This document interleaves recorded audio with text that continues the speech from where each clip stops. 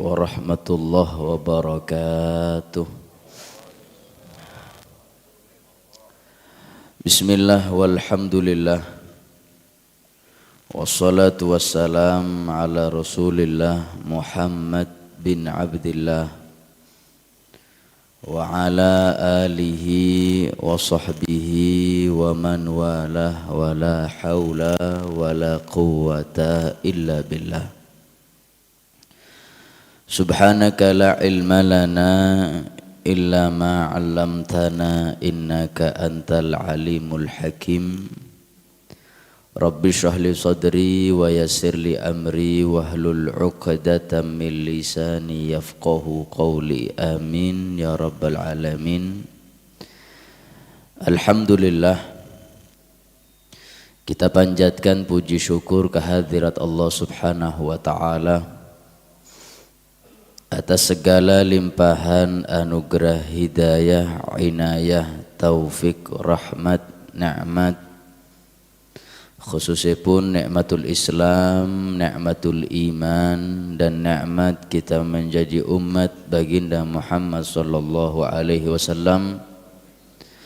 Nikmat kita diberi kekuatan oleh Allah untuk bisa beribadah, berpuasa, sholat fardu dengan berjamaah, berzikir. Mudah-mudahan segala amal ibadah kita menjadi amal ibadah yang diterima oleh Allah Subhanahu wa taala, dibalas oleh Allah dengan sebaik-baik balasan yang membuahkan semua dosa kita diampuni oleh Allah, membuahkan istiqamah dalam beribadah kepada Allah, dan terakhir membuahkan husnul khatimah. Amin ya rabbal alamin. Hadirin hadirat yang dirahmati oleh Allah, kita bersyukur kepada Allah diberi oleh Allah kesempatan panjang umur, sehat walafiat, bisa menikmati malam-malam bulan Ramadan. Mudah-mudahan kita diberi terus panjang umur, sehat walafiat, sehingga bisa mendapati bulan Ramadan tahun demi tahun. Amin ya rabbal alamin.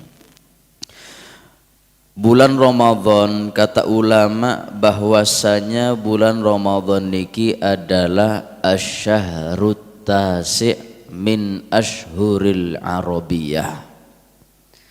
Bulan Ramadan ini adalah bulan yang nomor 9 di antara bulan-bulan Arab. Kita sudah faham bahwasanya Allah berfirman, inna iddatash syuhuri 'indallahi 12 syahran fi kitabillah yauma khalaqas samawati wal arda minha arba'atun hurum. Ketika Allah menciptakan langit-langit dan bumi, Allah tetapkan bahwasanya dalam setahun ini ada 12 bulan. 12 bulan niku sing terkenal dengan bulan Hijriyah atau bulan Qamariyah. Jadi 12 bulan ini sudah ditetapkan oleh Allah ketika Allah menciptakan langit dan bumi. Insyaallah nggih, sedaya sampun hafal 12 bulan niki. Yang pertama bulan apa? Bulan Muharram nggih. Nek Jawi niku bulan Suro. Yang nomor 2 niku bulan Sofar. Nek Jawi niku ngatakan Sapar nih.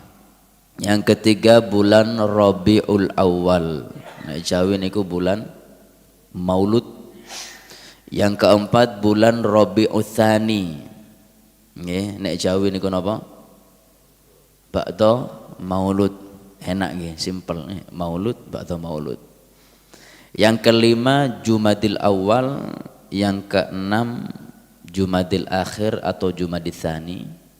Yang ketujuh Rajab. Terkenal dengan bulan Rajab nek Jawi ini. Yang ke-8 Sya'ban, ruah nggih. Yang ke-9 bulan Ramadan.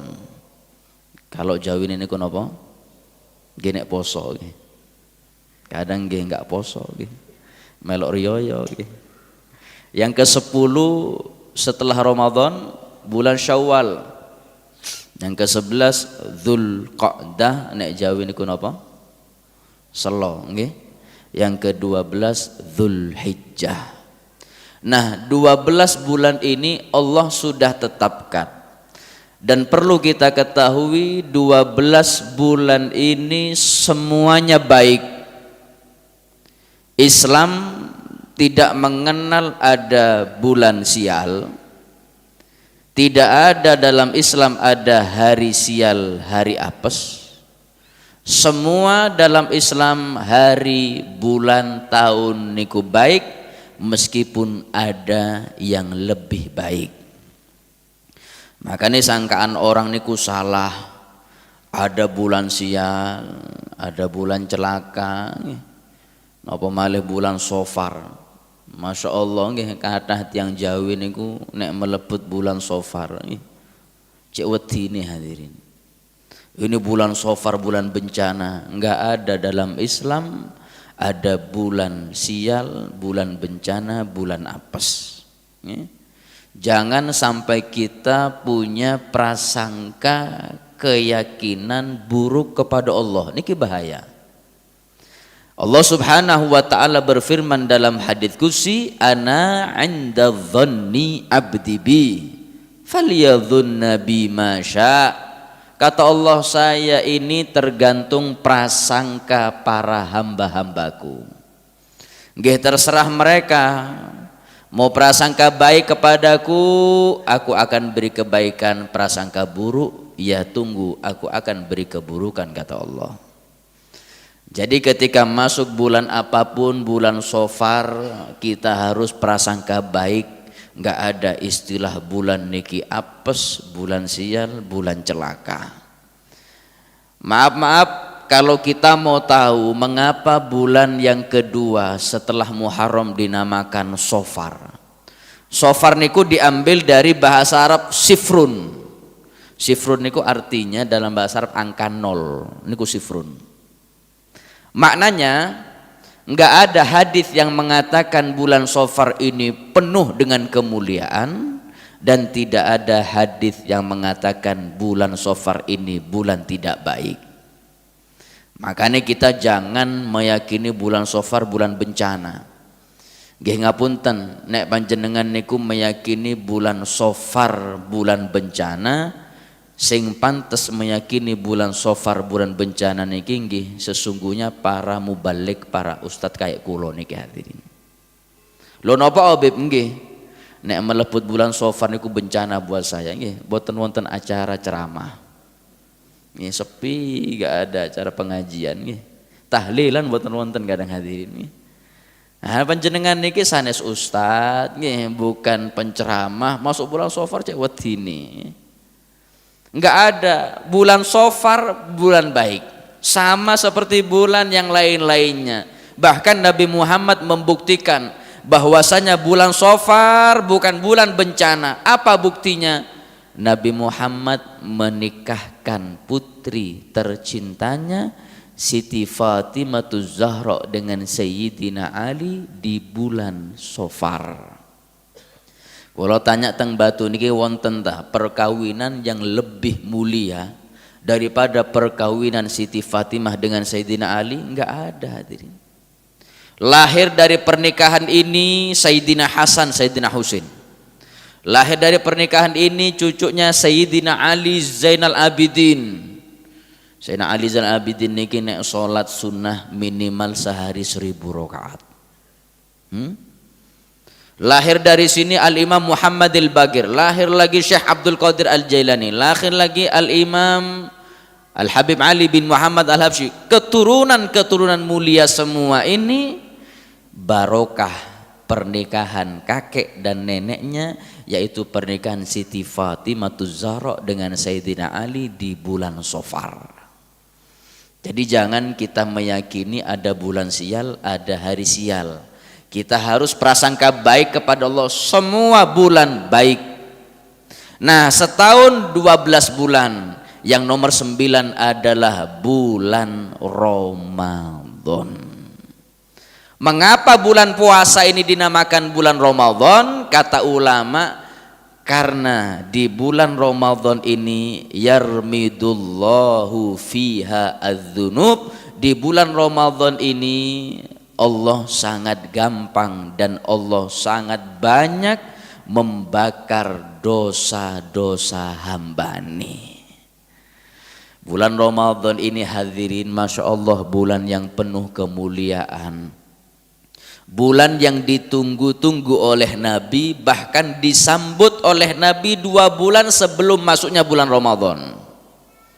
Pertama kali masuk bulan Rajab, Nabi Muhammad selalu berdoa, Allahumma barik lana fi Rajab wa Sya'ban wa balighna Ramadan. Bulan yang sangat ditunggu oleh Nabi. Bulan Ramadan karena banyak kemuliaan, banyak rahmat, ampunan dari Allah di bulan Ramadan. Bulan puasa dinamakan Ramadan li'annaha yarmidullah fiha dzunub. Allah banyak mengampuni dosa-dosa hambanya di bulan Ramadan. Mudah-mudahan dosa kita semua di bulan Ramadan diampuni oleh Allah. Amin ya rabbal. Makanya kita harus menggunakan bulan Ramadan dengan penuh ibadah, sholat sunnah, kemudian sedekah, tilawatul Quran. Kita hadir majelis pengajian di bulan Ramadan yang ulama mengatakan hadirnya kita di majelis-majelis ilmu di bulan Ramadan dicatat setiap langkah pahala ibadah sunnah 1000 tahun. Bayang no besar nih. Mengapa? Barokah ibadah di bulan Ramadan. Jangankan yang ibadah, kita bahagia dengan masuknya bulan Ramadan itu ibadah. Sebagian ahli hikmah mengatakan man fariha biqudumi Ramadan harramallahu jasadahu 'alan niran. Orang yang bahagia masuk bulan Ramadan, maka insya Allah niscaya jasadnya akan diharamkan oleh Allah disentuh oleh api neraka. Makanya kita harus bahagia. Para ulama zaman dahulu mau masuk bulan Ramadan itu senang hadirin. Baru sehari puasa nangis. Lu nopo kok nangis Habib? Mereka kalau sudah sehari berlalu di bulan Ramadan nangis, mereka mengatakan, ya Allah sudah berkurang 1 hari bulan Ramadan. Ya, Masya Allah. Kita harus bahagia. Nek zaman saat niki lu kebaliannya nih hadir zaman saat niki. Masuk bulan Ramadan baru sehari puasa, majang status teng WhatsApp 29 hari lebaran. Ini seakan-akan nggak betah, mau cepet-cepet lebaran. Nabi Muhammad mengatakan, lau ya'lamun nas ma fi Ramadan latamanna an takuna as-sanah kulluha Ramadan. Nek manusia ini ditampakkan oleh Allah anugerah nikmat yang ada di bulan Ramadan, niscaya kata Nabi, manusia akan meminta kepada Allah semua bulan ini dijadikan bulan Ramadan. Kita bahagia ibadah. Kita makmurkan bulan Ramadan dengan ibadah karena ampunan Allah penuh di bulan Ramadan. Pernah suatu hari Nabi Muhammad itu mau khutbah, naik ke mimbar Nabi wonten 3 tangga. Mimbar Nabi ada 3 tangga. Ketika Rasulullah naik ke tangga pertama, Rasulullah mengucapkan amin. Naik ke tangga yang kedua, Rasulullah mengucapkan amin. Ke tangga yang ketiga di mimbar Nabi, Rasulullah mengucapkan amin. Didengar oleh sahabat. Sahabat ini kita hanya, ya Rasulullah, panjenengan tadi sebelum berkhutbah naik ke tangga mimbar 3 tangga itu, setiap tangga mengucapkan amin, ada apa ya Rasulullah? Kata Nabi Muhammad, enggih, Ketika saya mau naik ke mimbar, baru melangkah ke tangga yang nomor 1, yang pertama, malaikat Jibril turun dan mengatakan kepadaku, wahai Muhammad, saya ingin berdoa kepada Allah, tolong panjenengan aminkan doa saya. Niki masya Allah nggih, yang doa malaikat Jibril, afdholul malaikah. Yang amin Nabi Muhammad, afdholul anbiya wal mursalin, bahkan afdholul makhlukin. Niki pasti doanya dikabulkan oleh Allah. Apa doa malaikat Jibril? Kata Nabi, ketika saya naik ke tangga pertama, malaikat Jibril berdoa, ab'adahullah, hei Muhammad, mudah-mudahan orang itu dilaknat oleh Allah, mudah-mudahan orang itu diusir dari rahmatnya Allah. Siapa? Man adraka walidayhi, mereka yang mendapatkan umur kedua orang tuanya atau salah satunya, falam yabirrahuma, tapi dia tidak berbakti, malah durhaka kepada orang tuanya, mudah-mudahan diusir dari rahmatnya Allah. Apa kata Nabi? Amin. Ketika naik ke tangga yang kedua, kata Nabi, malaikat Jibril doa lagi. Kata malaikat Jibril, ab'adahullah, doa yang kedua, wahai Muhammad, mudah-mudahan orang itu juga dilaknat oleh Allah. Siapa Jibril? Man idza dzukirta indahu falam yusolli alaika, orang yang mendengar namamu disebutkan tapi dia tidak bersolawat kepadamu, mudah-mudahan dia dijauhkan dari rahmatnya Allah. Allahumma sholli ala Muhammad. Ingat nggih, kalau kita mendengar nama Nabi Muhammad yang dimaksudkan itu adalah Rasulullah, kita diwajibkan sholawat. Ingat nggih, yang dimaksudkan itu adalah Nabi. Berbeda halnya kalau kita mendengar nama Nabi Muhammad cuman tidak dimaksudkan untuk Rasul, nggih jangan sholawat hadirin. Manggil temene Muhammad Suprapto, nggih Muhammad Amin, jangan sholawat nggih. Kalau niku nate pernah suatu hari teng Jambi niku menikahkan, jadi wakil untuk menikahkan sepasang mempelai laki-laki dan perempuan. Lah kok subhanallah, yang saya nikahkan itu adalah Muhammad Amin, namanya niku Muhammad Amin. Ini sudah saya terima perwakilan nikahnya, saya pegang tangan mempelai laki-laki ini. Saya bilang bismillah, alhamdulillah, wassalatu wassalam ala rasulillah Muhammad bin Abdullah, amma ba'du. Saya mengatakan, ya Muhammad Amin, wahai Muhammad Amin. Sebagian yang mendengar mengatakan, Allahumma sholli wa sallim alaihi. Nah, ini pas ngaji turu biasanya hadirin. Kalau kita mendengar nama Muhammad disebutkan dan itu dimaksudkan untuk Nabi, wajib kita sholawat. Kalau kita tidak bersolawat, maka kita na'udzubillah termasuk hamba yang jauh dari rahmati Allah subhanahu wa ta'ala. Yang ketiga, ketika saya naik ke tangga yang ketiga di antara tangga mimbar, malaikat Jibril berdoa, ab'adahullah, wahai Muhammad, mudah-mudahan orang ini juga dilaknat oleh Allah. Siapa? Man adraka Ramadan, dia diberi panjang umur, sehat walafiat, mendapatkan bulan Ramadan sampai selesai, tapi falam yughfarlah, dosanya tidak diampuni oleh Allah, elek wong iku. Maka daripada itu kita hanya bisa berharap dengan ibadah kita, puasa kita, tarawih kita, mudah-mudahan semua ibadah kita diterima oleh Allah subhanahu wa ta'ala dan membuahkan ampunan dari Allah subhanahu wa ta'ala. Amin ya rabbal. Nah, bulan Ramadan, bulan nomor 9, banyak kemuliaan yang Allah berikan di sana. Nah, kapan diwajibkan atau difardukan puasa Ramadan? Rasulullah menerima amanat kewajiban puasa Ramadan tahun ke-8 setelah hijrahnya Nabi dari Mekah ke Madinah. 8 tahun setelah hijrah, di bulan Sya'ban Nabi Muhammad menerima amanah kewajiban puasa Ramadan untuk umatnya. Makanya disebutkan dalam riwayat bahwasanya Rasulullah mengalami puasa Ramadan seumur hidupnya hanya 9 kali. Rasulullah hanya puasa seumur hidupnya 9 kali, 9 Ramadan.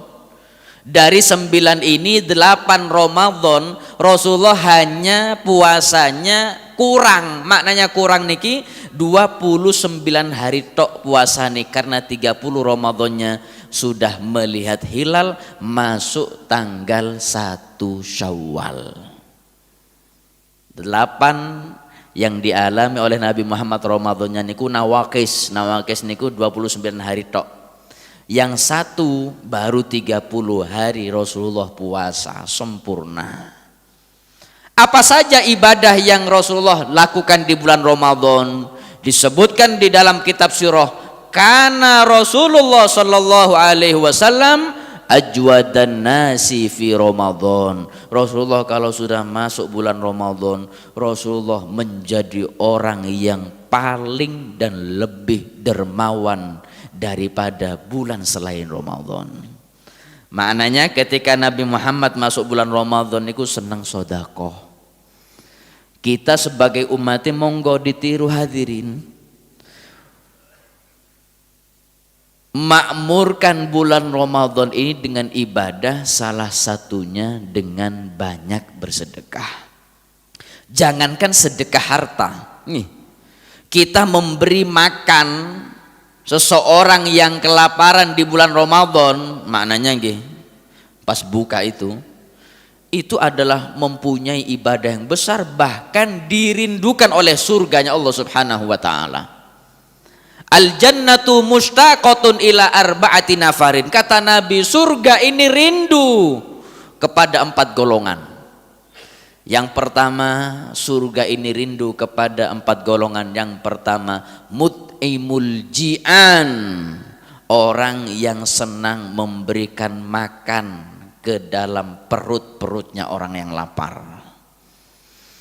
Nggak usah minta masuk surga, surganya merindukan dia.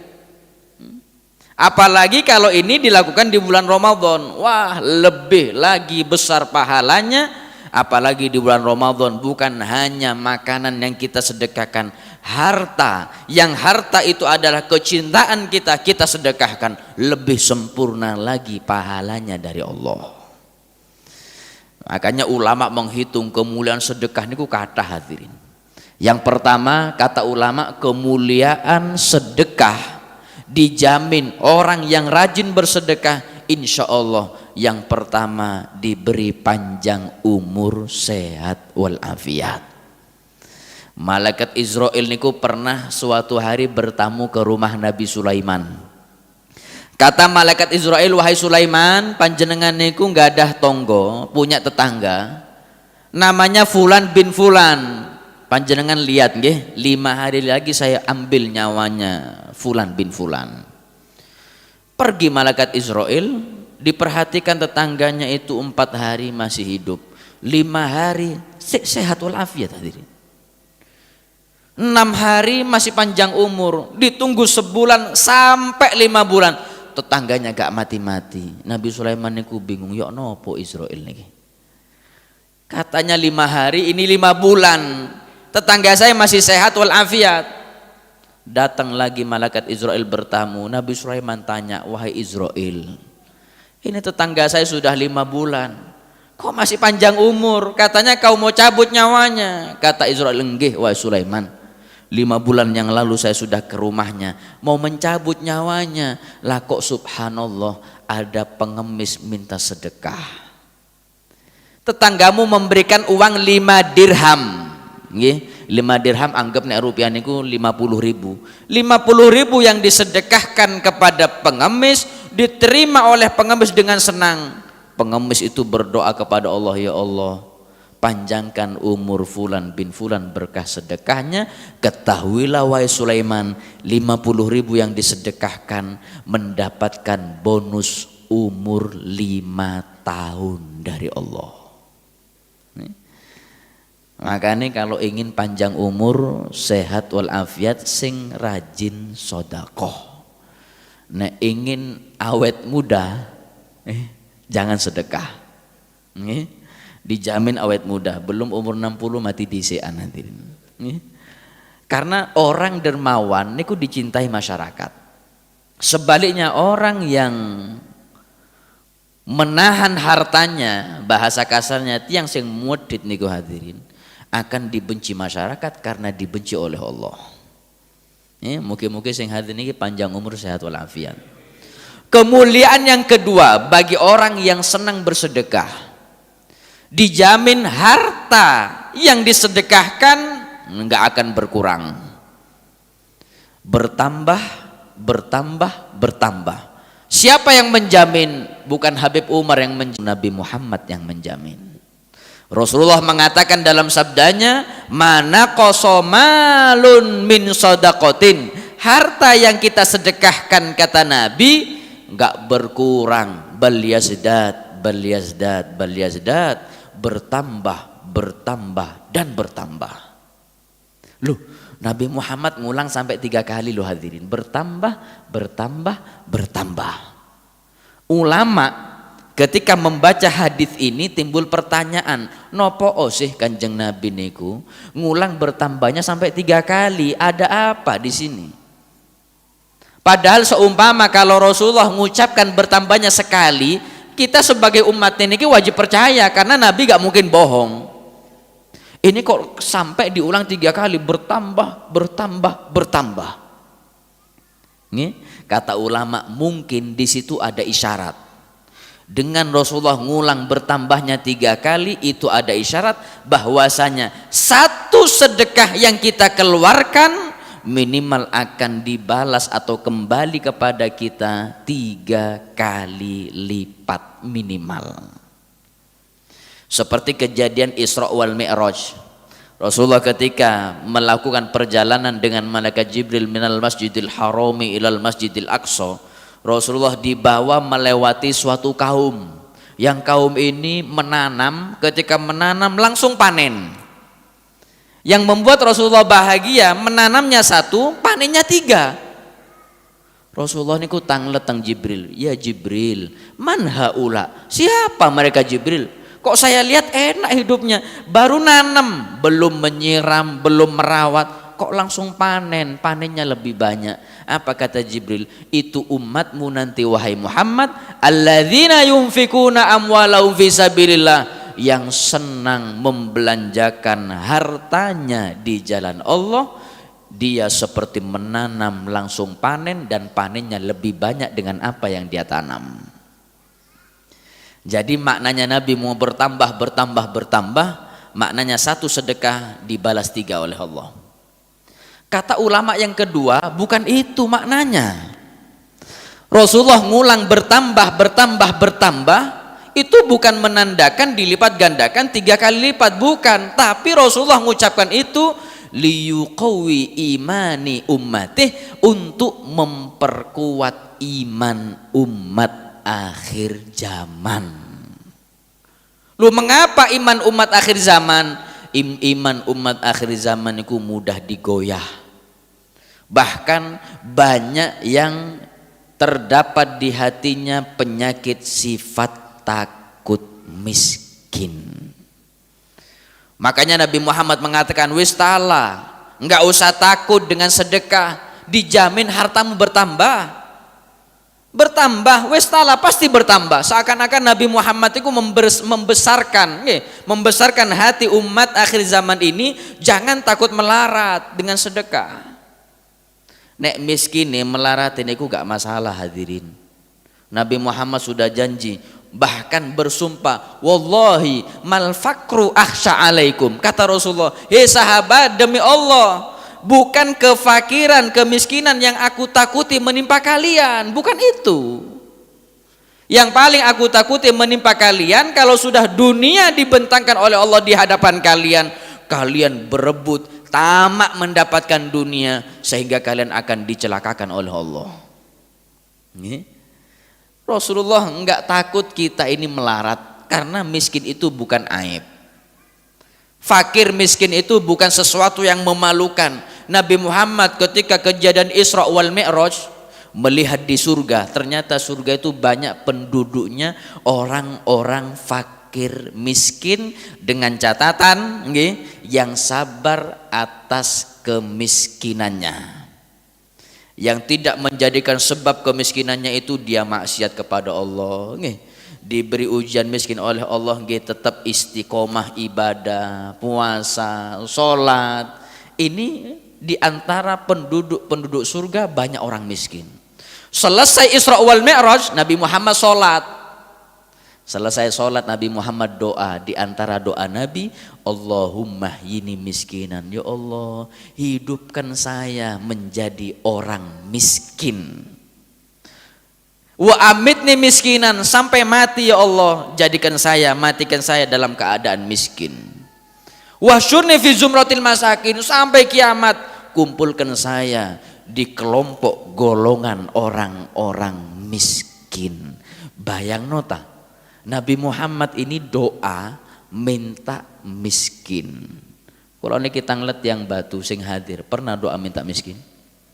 Ya Allah miskin, ya Allah miskin, pernah? Kulo jamin hadirin, sekali panjenengan doa minta miskin langsung kabul insyaallah niku. Belum doa miskin dhisik-an. Maknanya miskin ini enggak masalah. Yang masalah kalau ada di hati kita sifat takut miskin.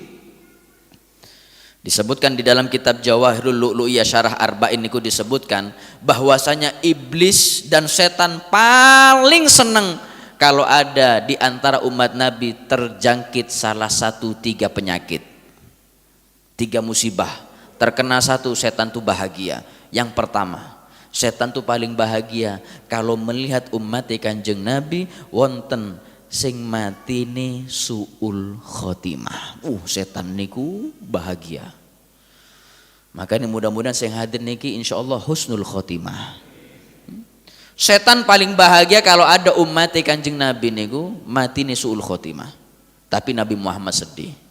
Yang kedua, setan paling bahagia kalau di hati umat Nabi ada sifat khauful fakri, sifat melarat. Ini yang membuat setan bahagia. Yang ketiga, setan bahagia kalau ada di antara umat Nabi senang bermusuhan, senang mutus tali silaturahmi. Bunga niku setan hadirin. Senang itu setan. Iblis niku senang kalau ada umat Nabi niku tukaran, senang. Makanya di zaman akhir niki ada aliran ini, ada aliran ini, ada aliran apa? Tujuannya untuk cerai berai umat Islam. Kalau sudah cerai berai umat Islam niki, Islam sudah tidak ada nilainya, naudzubillah. Ayo, jangan kita senang mutus tali silaturahmi. Sebanyak apapun ibadah kita, sholat kita, sedekah kita, kalau ada maksiat silaturahmi, percuma hadirin, tidak diterima ibadahnya oleh Allah Subhanahu wa taala. Hilangkan sifat takut miskin di hati, karena itu bahaya. Apa bahayanya? Kalau ada sifat takut miskin di hati, menunjukkan tanda dia adalah orang yang berat untuk sedekah. Kalau sudah berat untuk sedekah, itu ada tanda dia cinta harta. Kalau sudah cinta harta, harta ini dunia. Nabi Muhammad sudah mengingatkan bahwasanya cinta akan dunia, hati-hati kata Nabi, itu pangkal dari segala kemaksiatan kepada Allah. Tapi kalau yakin teng batu napa malih sing hadir niki insyaallah di hatinya tidak ada penyakit sifat takut miskin. Amin Allahumma. Tapi kata ulama monggo dites. Kalau kita ingin mau tahu hati kita ini ada sifat takut miskin atau tidak, dites. Nek laki-laki biasanya pas Jumatan, ibu-ibu biasanya pas nopo tahlilan, istighosaan. Niku pas laki-laki pas Jumatan kemarin, biasanya pas Jumatan wonten kota amal, jalan tengah jenenge panjenengan. Ketika ada di hadapan kita, di kantongnya panjenengan ada uang 2.000, juga ada uang 10, ada uang 20, ada uang 50. Yang saya tanya sing metu sing di? 2000. Nggih, 2000 sifat takut miskin niku hadirin. Loh, kok bisa Beb? Nggih. Harta yang kita sedekahkan niku nggak akan berkurang. Akan kekal di dunia sampai hari kiamat. Seakan-akan sedekah ini seperti nabung di bank akhirat. Masya Allah, orang-orang Batu itu bawa uang puluhan juta, ratusan juta dibawa ke bank dunia. Sampai di banknya ditanya oleh karyawan, mau apa Pak? Saya mau nabung ratusan juta. Nggak pakai takut hadirin, nggak pakai mikir-mikir. Padahal baru bank dunia bisa jadi uangnya dibawa kabur, nggak bisa, ditipu juga bisa, banknya kebakaran uangnya juga hangus bisa. Tapi mengapa nggak takut nabung di bank dunia niku ratusan juta? Nggak pakai mikir. Tapi kalau untuk sedekah nabung di bank akhirat niku ya Allah, nggih istiqomah 2000 nggih. Awal bulan 5.000, minggu kedua 2000 mana nggih. Kan al istiqomatu khairun min alfi karomah. Makanya nggak suge-suge. Kata ulama, bukan harta kita yang sedikit, bukan, tapi sedekah kita yang sedikit. Karena Nabi Muhammad sudah menjamin nggak berkurang harta yang disedekahkan, bertambah. Loh Beb, kok masih banyak yang jarang bersedekah? Kata ulama, enggak. Sedekah adalah ibadah yang besar. Setiap ibadah yang besar pahalanya besar, dan godaan setani juga besar. Sabar pahalanya besar. Yang langsung balas pahala sabar niku bukan malaikat, Allah yang langsung balas. Sedekah pahala besar, godaan setannya juga besar. Sehingga Nabi Muhammad pernah mengatakan, man tasaddaqa faqad fakka sab'ina lahya syayatin. Orang yang berhasil mengeluarkan hartanya sedekah, dialah orang yang berhasil membunuh, berhasil memerangi 70 setan yang menggantung di hatinya. Jadi setan itu menggantungi hatinya supaya gak sedekah. Kalau dia berhasil sedekah, mengalahkan, berhasil membunuh 70 setan. Dari saking besar godaan orang yang mau sedekah. Para ulama zaman dahulu, kalau sudah terlintas ibadah langsung ngerjakan, nggak menunda-nunda ibadah hadirin.